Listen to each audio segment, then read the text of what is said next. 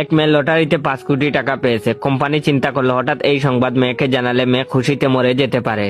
তাই বল্টুকে পাঠানো হলো এমন ভাবে বলার জন্য যাতে মেয়ে খুশিতে না মরে। তো বল্টু মেয়েকে গিয়ে বলল, মনে করেন আপনি 5 কোটি টাকা পেলেন, তাহলে কি করবেন? তখন মেয়েটি বলল, খুশিতে নাচবো, আপনাকে ভালোবাসবো, আপনাকেই বিয়ে করব। শুধু এটাই না, অর্ধেক টাকা আপনাকেও দিয়ে দেব। এটা শোনার পর শালা বল্টু নিজেই খুশিতে মইরা গেল।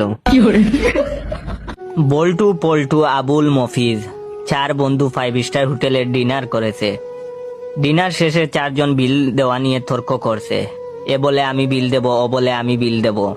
হোটেলের ম্যানেজার এই কাণ্ড দেখে মনে মনে হাসছে আর বলছে, পৃথিবীতে এখনো এরকম বন্ধুত্ব দেখা যায়, বিশ্বাস হয় না।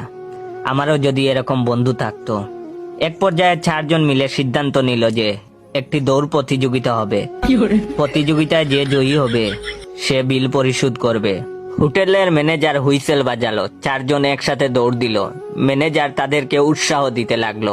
সেই যে তারা দৌড় দিল আর ফিরে আসেনি। গল্পটা আজ থেকে 50 বছর আগের। ওই হোটেল ম্যানেজার এখনো বাঙ্গা হোটেলের সামনে দাঁড়িয়ে আছেন। উনি ভাবছেন ওরা আসবে বিল দিতে।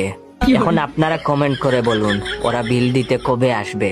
যদি আপনারা বলতে পারেন না, তাহলে আপনার বন্ধুদের শেয়ার করে জিজ্ঞাসা করতে পারেন ওরা কবে বিল দিতে আসবে।